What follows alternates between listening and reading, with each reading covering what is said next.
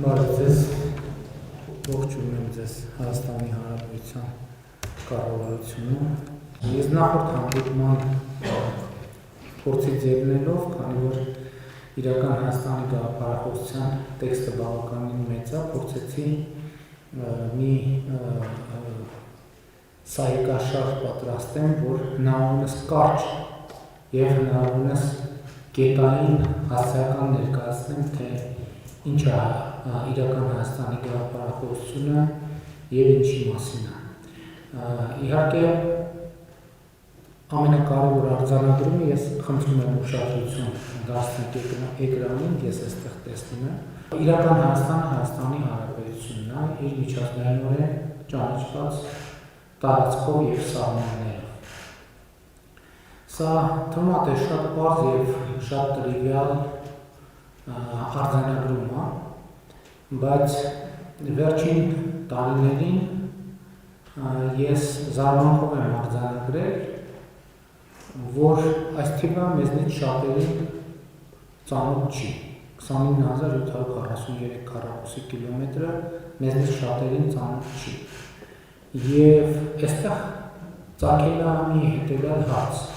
իսկ ինչու է թվում մեզ ծանոթ չի։ Չէ՞ որ դա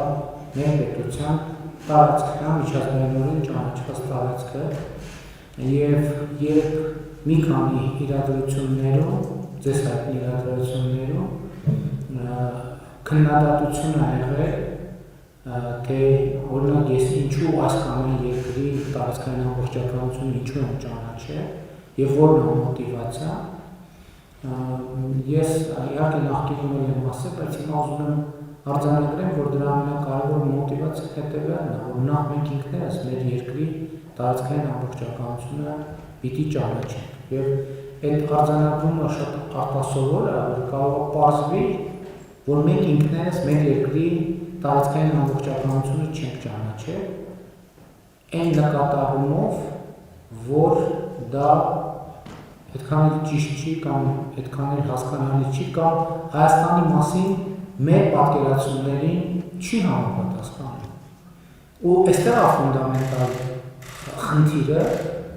ընդ որում ես ուզում եմ ասել, այստեղ է ֆունդամենտալ սխալը, բայց ես չեմ ուզում, որ մենք խոսենք, չեմ ուզում այստեղ խոսեմ եզրակացությունների լեզվով, ուզում եմ, որ մենք քննարկենք եւ փորձենք իրար հետ գալ եզրակացությունների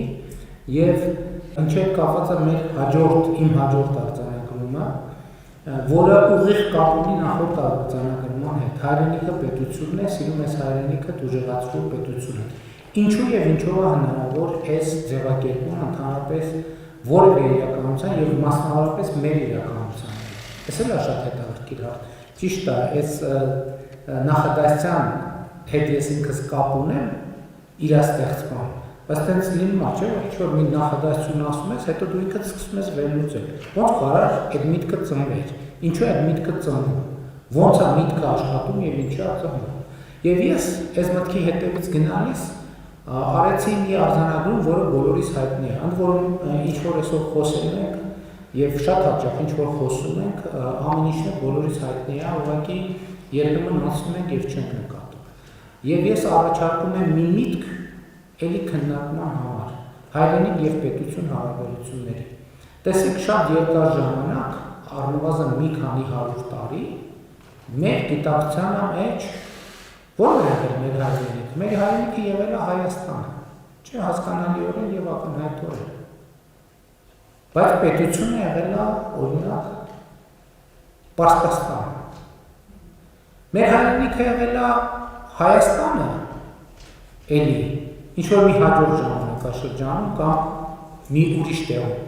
Իսկ պետությունը եղել է Թուրքիա, Օսմանյան կայսրությունը։ Մեր ընկալման մեջ հայրենիք եղել է Հայաստանը, իսկ պետությունը եղել է Ռուսական կայսրությունը։ Մեր ընկալման մեջ էլի կարող ենք թվարկել, բայց մեծ հաշվով, չգիտեմ, դա գուցե ոչ ամբողջական, բայց ինչ որ ձևով էլի կապ ունի տրամաբանության հետ։ 20-րդ դարի մեր հայրենիքը, 20-րդ դարի 20-ականներից հետո մեր հայրենիքը էլի եղել է Հայաստանը, բայց պետությունը եղել է Խորհրդային Միությունը։ Եվ իմ ընկալմամբ այստեղ առաջացել են որոշակի խնդիրներ։ Եվ այդ խնդիրները ես ձևակերպում եմ հետևյալ կերպ։ Հայրենիքի պետության ռելիկտային ընկալում, եւ որը հայրենիքի դիրքերից պետությունը ընկալում է որպես օտար մի բան, որովհետև մենք ըստ էության մեր պատմական հիշողության մի երկար ժամանակաշրջանում իմիջիայլոց, այսօր դրա մասին էի մտածում։ Ընդ որում մեր իրականության մեջ մի հատ կա գուցե իր ձևով աննախադեպ բան, որ հայրենիքը էլի եղել է Հայաստանը, բայց պետությունը եղել է Կիլիկյան, այս հետաքրքիր բան է։ Հələ տեսեք մենք ինչ անհավանական իրավիճակի մեջ ենք, Կիլիկյան հայկական պետություն է, բայց ստեղ էլ մեկախնդիր կա, որտեղ մի դեպքում պետությունը հայրենիքը եղել է Հայաստանը, ակնհայտորեն, բայց պետությունը եղել է Կիլիկյան, եւ իմ կարծիքով ստեղ ճեղք է առաջացել, իհարկե դա այս իմ թվարկածների նախորդող շրջանում կարող ենք դնել նախորդը եւ դրանից հետո սկսենք հաշվարկը եւ մենք անկախություն ստանալով մի քիչ պահից գուցե էլի հարցավորը առաջարկում է մեր պետությանը վերաբերվել ենք կամ այսօր ես մեկ տենց եմ զգում մեր պետությանը վերաբերվում ենք նույն դիստանցիայով այսինքն Հայաստանը մեր հայրենիքն է, այստեղ խնդիր չկա, բայց պետությունը ոնց որ թե մեզ այդքան հարազատ չի, ինչքան մեր հայրենիքը։ Եվ ու այստեղ ֆունդամենտալ պրոբլեմներ են առաջանում, որտեղ կարա թվա հարց, ինչ անենք, դե հիմա Հայաստանը մեր հայրենիքն է, ոչ թող պետությունը այդքան բան չլինի, հարազատ չլինի։ Այստեղ ֆունդամենտալ պրոբլեմներն է, որ օրինակ հայրենիքի վարչական օրենսգիրք չի լինի։ Հիմա պետության վարչական օրենսգիրք։ Հայրենիքի քաղաքացիական օրենսգիրք չի լինի։ Հիմա պետության քաղաքացիական օրենսգիրք կամ հայրենիքի չսիրված թեմաներից մեկը հարկային օրենսգիրք չի լինի։ Հիմա պետության հարկային օրենսգիրք, էլ ինչ ասեմ, հայրենիքի իմիջիայլոց հայրենիքում իրավունքների եւ պարտականությունների հստակ համակարգ չի լինի։ Ինքն էլ չի որ չկա, բայց ինքը հստակ ձևակերպված չի։ Իրավունքների եւ պարտականությունների հստակ համակարգ լինում է պետության մեջ եւ հետեւաբար իրական Հայաստանը նաեւ այս ճեղքը հայրենիքի եւ պետության մեջ լրացնելու մասին է։ Եվ դա անելու համար հետևյալ մի տրամաբանություն եմ առաջարկում որպես քննարկման նյութ, որը գաղափարախոսության նախնական տեքստում չկար, չնայած ես սա հրապարակել է, բայց հետո մտածեցի, որ սա որպես եզրափակիչ դրույթ շատ կարևոր է։ Եվ այդ խոսույթը հետևյալն է, Հայաստանի Հանրապետության քաղաքացի, պետությունը դու ես Հայաստանի Հանրապետությունը։ Սա ինչի համար է, ինչ ենթատեքստ, որ իմաստ ունի։ Սա նրա համար է, որ քաղաքացու եւ պետության միջև օրգանական կապ ստեղծվի։ Այսինքն պետությունը ոչ թե մի ուրիշ մարդկանց կողմից պարտադրված բան է, որը մեզ ծանոթ առնվազն Կիլիկիայից հետո մեզ ծանոթ բանն է, ֆորման է պետության, երբ որ մենք ասել ենք պետություն, մենք հասկացել ենք, որ ինչ որ մեկը մեզ նվաճել է եւ իր կարգերն է մեզ պարտադրել։ Եվ հետևաբար պետության մասին մեր ընկալումը շարունակում է մնալ այդպիսին։ Բայց այս դեպքում իսկականից մենք ենք պետությունը, դուք եք պետությունը, քաղաքացին է պետությունը, որովհետև Հայաստանի քաղաքացիներն են ի վերջո հիմնադրել այս պետությունը։ Բայց հիմնադրելը շատ կարևոր է, բայց նաև մենք խնդիր ունենք իմ ասացի բերումով, որ մենք օրգանական կապեր ստեղծենք ամեն մարդու եւ պետության միջև։ Ամեն մարդ ընկալի, որ սա իր հարազատ պետությունն է։ Հասկանում եք, ընդ որում կապ չունի իշխանությունը, ու այն տրամաբանությամբ, որ իշխանությունը ընտրված է։ Երբ որ իշխանությունը ընտրված է եւ ժողովուրդը ունի իշխանություն ընտրելու հնարավորություն, Իշխանությունը ըստ էության այն կառավարիչների խումբն է, ում ժողովուրդը որոշում է, ոնց է որոշում, ինչու է որոշում, կարևոր է որ ազատ օրինական մրցակցային, բայց դա դեռ ուրիշ թեմա է։ Այսինքն իշխանությունը, կառավարությունը չի կարելի, եթե նույնիսկ շատ չզիլված է կառավարությունը, նույնացնել պետության հետ։ Այսինքն կառավարությունը հարվածելու համար, կառավարությանը հարվածելու համար հարված է պետությանը, որովհետև ոչ մեկ օրինակ հազար ներողություն, ասենք օրինակ շատ հնարավոր է, որ մենք մեր տուն հրավիրենք ու, ասենք էլեկտրիկի, որովհետև մենք իրա կարիք ունենք, ինքը վարձենք իրան, որ մեր էլեկտրականության հարցերը լուծի, ինքը կարող վատ աշխատի, ինքը կարող վատ էլեկտրիկ լինի, իր արդյունքում կա իր գործողությունների արդյունքում կարող կարճ միացում լինի, իր գործողությունների արդյունքում կարող վնաս հասցվի տան հանդու, բայց դա չի նշանակում, որ մենք հրաժարվելու ենք այդ մեր կապը մեր տան հետ, բան ենք անելու, դրանից թույլատնելու է։ Մենք կարող ենք էլեկտրիկին փոխենք իրան դուրս հրավիրենք, ուրիշ ավելի լավ էլեկտրիկ բան ունենք, հրավիրենք, որը ավելի գիտակցված ձևով էլեկտրիկ հրավիրենք, որ իմանանք ինքը ի վիճակի է այդ գործը անել։ Նույնը պետությունն է, կառավարությունը էլեկտրիկա, չգիտեմ մեխանիկա, իրավաբան, ամեն ինչ է, այսինքն ոչ թե ամեն ինչ է, ամեն կա տարբեր ուղղություններ, տարածքային կառավարման եւ ենթակառուցվածքների նախարարություն կա, առողջապահության նախարարություն կա, բարձր տեխնոլոգիա, այսինքն այդ բոլոր ծառայությունները, երբ որ մենք մեր տանը բան ենք անում, եւ հետեւաբար շատ կարեւոր է, որ ամեն քաղաքացի ինքը ընկալի է, եւ իրական Հայաստանի գաղափարախոսության նպատակներից մեկը դա, որ քաղաքացին ընկալի, որ պետությունը ինքն է։ Ինչալը սա շատ կարևոր զուգահեռ ատանում բանի ժամանակի Լյուդովիկոսի հայտնի բանի հետ, խոսքի հետ, որը ասում է, որ պետությունը ես է։ Այսինքն այս զուգահեռը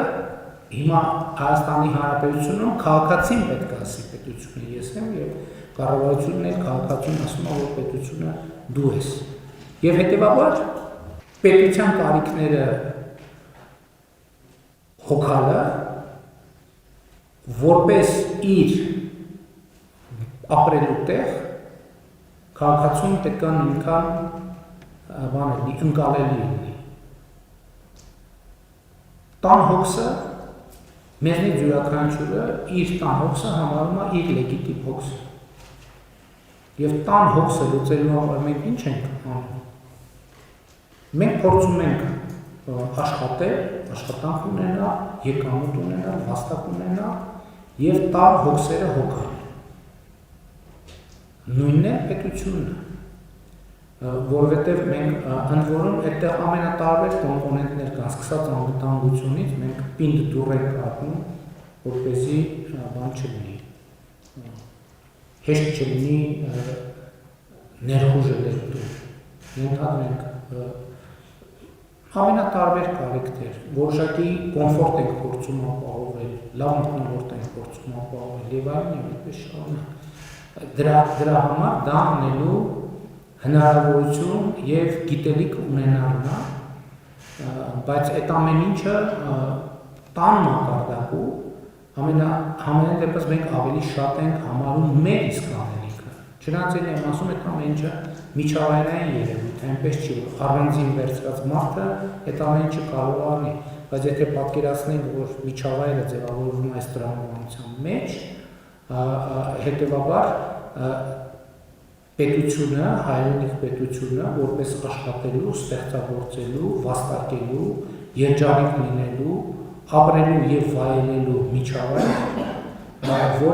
որը պետք է քաղաքացուն հնարավորություն տա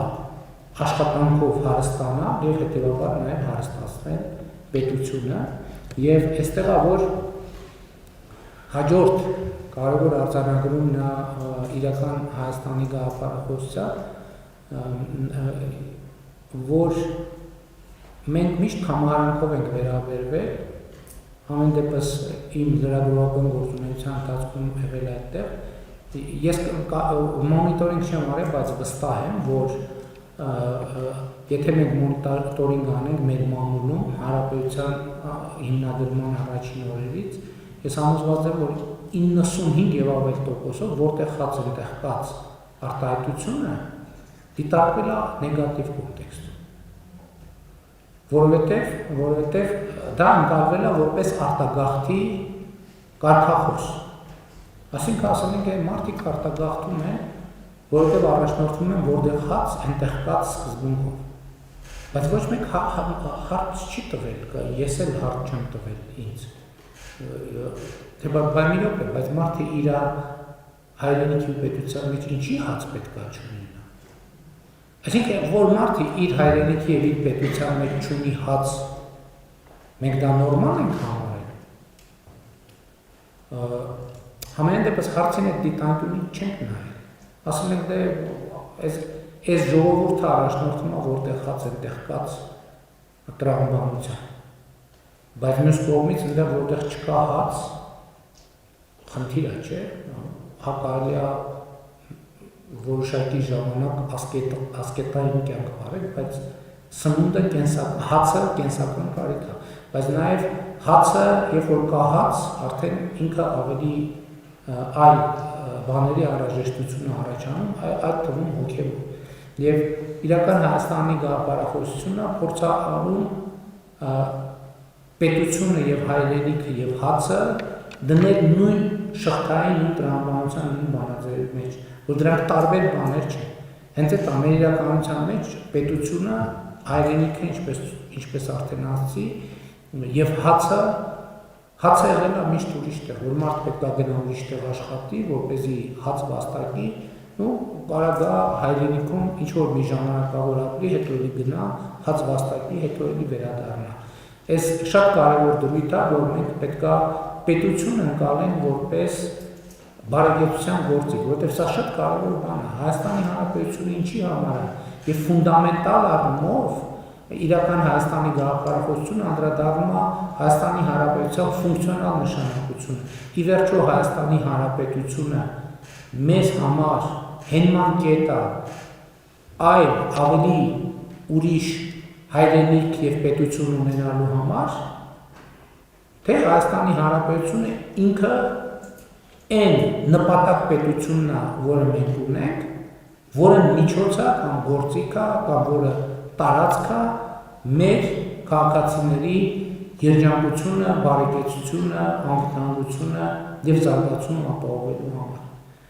Այսինքն Հայաստանի Հանրապետությունը հենման կետ է ուրիշ հայրենիքի մասին երազելու համար, թե Հայաստանի Հանրապետությունը այն հայրենիքն է եւ այն պետությունն է, որը մեր երազանքների պետությունն է, եւ իրական Հայաստանի գաղափարախոսությունը նախագիծը փորձ անում